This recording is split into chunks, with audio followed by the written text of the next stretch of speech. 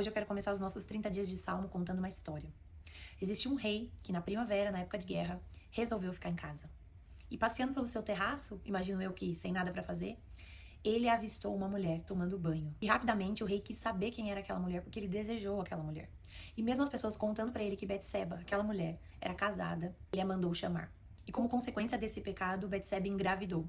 Quando Davi soube disso, mandou rapidamente que chamassem Urias, o marido dessa mulher que estava na guerra, lutando por aquele rei e aquela nação. Ele mandou chamar aquele homem e pedir para que esse homem voltasse para casa. E a intenção de Davi era maquiar o pecado dele. Ele estava tentando encobertar o que ele tinha feito. A ideia dele era que Urias se deitasse com a sua esposa e que a consequência daquela gravidez fosse Urias ter se deitado com ela e não o rei Davi. Acontece que Urias era um homem fiel e ele resolveu não se deitar com essa mulher, que era sua esposa, enquanto essa guerra não terminasse. Urias era tão leal ao rei e à sua nação que ele se recusou a ir para casa, enquanto ainda tinha soldados na guerra. Então, sendo assim, Davi teve que se comprometer de outra forma. Davi não desistiu de encobertar o seu pecado. Ele mandou uma carta para o comandante da guerra, pedindo para colocar Urias na linha de frente, para que ele pudesse ser morto no campo de batalha. E infelizmente isso aconteceu. O Salmos 51 mostra Davi se arrependendo. Olha o que fala antes mesmo da gente começar a ler o Salmo. Salmo de Davi, escrito quando o profeta Natã veio falar com Davi, depois do adultério que ele cometeu com Betseba. Mas o que quase ninguém sabe é que esse salmo de arrependimento que Davi teve aconteceu aproximadamente um ano depois somente que esse pecado tinha acontecido. Um ano depois. O que nos leva a refletir que Davi ignorou seu pecado até que Natã, o profeta, viesse falar com ele. Acontece que nesse um ano, Davi viveu escravo de um pecado / segredo. E eu aprendi muito nova que um pecado não confessado é um segredo entre você e o diabo. Eu fico me imaginando como Davi foi perturbado por esse pecado que ele havia cometido. Como ele se tornou escravo de Satanás. Tudo porque Davi escolheu não encarar a verdade.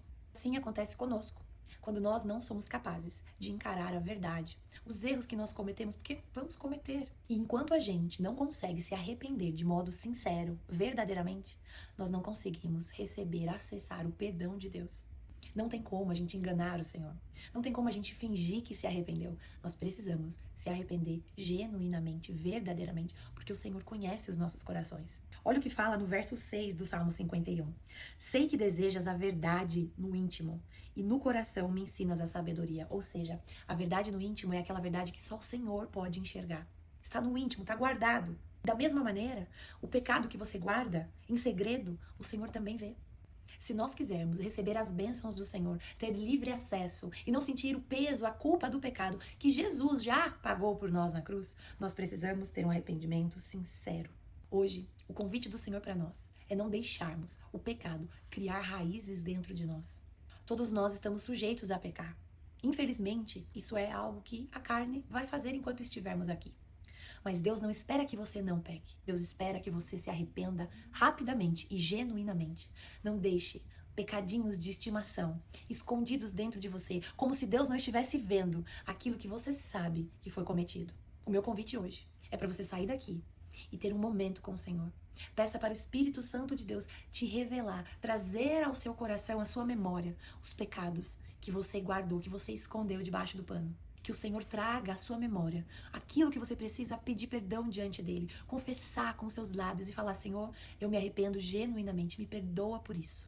Não deixe mais nenhum pecado criando raízes dentro de você, raízes que te trazem amargura, raízes que te tornam escravos de Satanás. Hoje é o dia que o Senhor marcou para nos libertarmos dos pecados que estão encobertos na nossa vida. Confesse ao Senhor os teus pecados e se torne livre. Receba o perdão de Deus por completo na sua vida. A palavra de Deus em 1 João 1,9 fala assim: se confessarmos os nossos pecados, Ele é fiel e justo para nos perdoar os pecados e nos purificar de toda injustiça. Olha o que fala em Provérbios 28,13. O que encobre as suas transgressões, ou seja, os teus pecados, nunca prosperará, mas o que as confessa e deixa alcançará misericórdia. A confissão, como uma oração verdadeira, gera cura dentro de nós. Restaura o nosso altar de adoração a Deus. E você saia desse salmo sabendo, com humildade o suficiente para entender que todos nós temos um pecado a ser confessado diante do Senhor. Não se iluda, não saia daqui pensando: eu não tenho nada para confessar a Deus. Permita ter esse momento com o Senhor. Vá para um lugar reservado e peça ao Espírito Santo de Deus. Pergunta a Ele, o que é que está encoberto dentro de mim? Que eu preciso pedir perdão diante do Senhor, que eu preciso me confessar e me arrepender genuinamente. O Espírito Santo de Deus vai te mostrar. Não se engane. Não seja orgulhoso ao ponto de achar que você não tem o que pedir perdão. Que possamos viver esse momento de intimidade. Eu aqui com o Senhor, você aí na sua casa com o Senhor. Para que sejamos libertos de toda culpa e de todo pecado. Quando nós fazemos isso, nós estamos honrando o preço de cruz que Jesus pagou por nós, para que possamos ser livres.